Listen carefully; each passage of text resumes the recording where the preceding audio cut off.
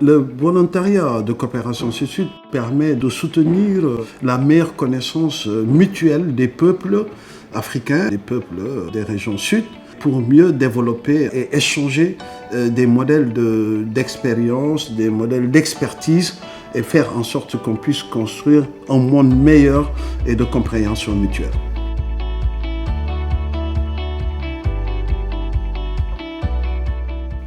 Nous avons une dimension africaine dans notre culture marocaine.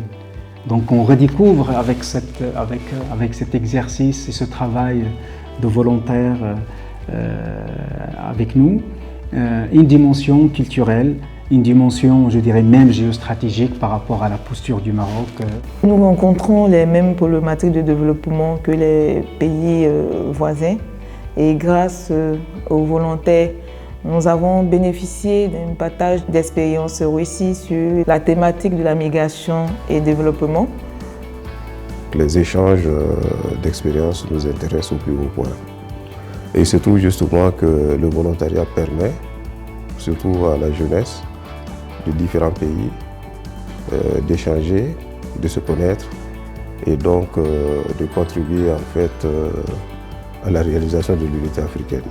On assiste à un changement de paradigme. Cette logique sud-sud est intéressante.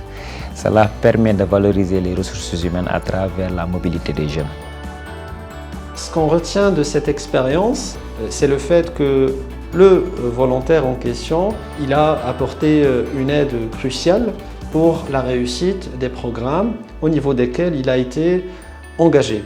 Sachant que dans nos programmes, on travaille avec des migrants subsahariens et pour cela, nous avons estimé nécessaire d'avoir permis nos collaborateurs un volontaire d'origine subsaharienne, à la fois pour faciliter le processus de communication entre cette catégorie de bénéficiaires et l'un de nos collaborateurs, mais aussi pour faire partie de cette vision de collaboration sud-sud.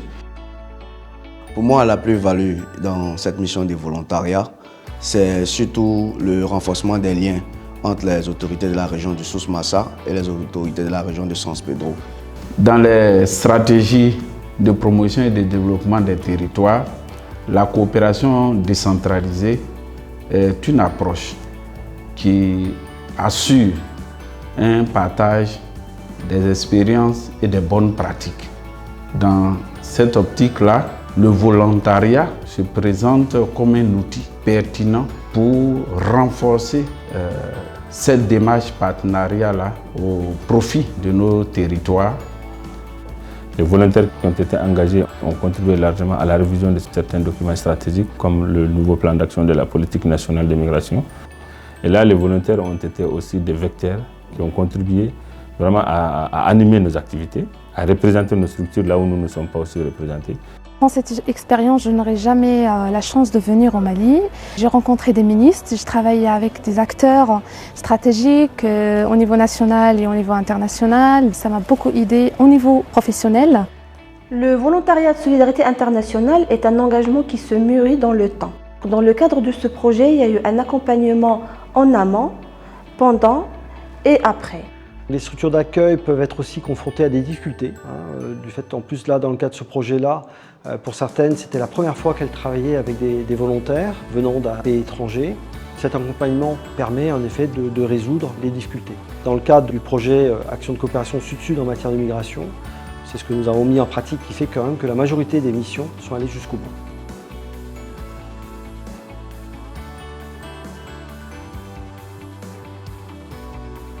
L'action pilote de volontariat financée par l'Union européenne a été un véritable outil de promotion de l'intégration africaine et de la coopération sud-sud.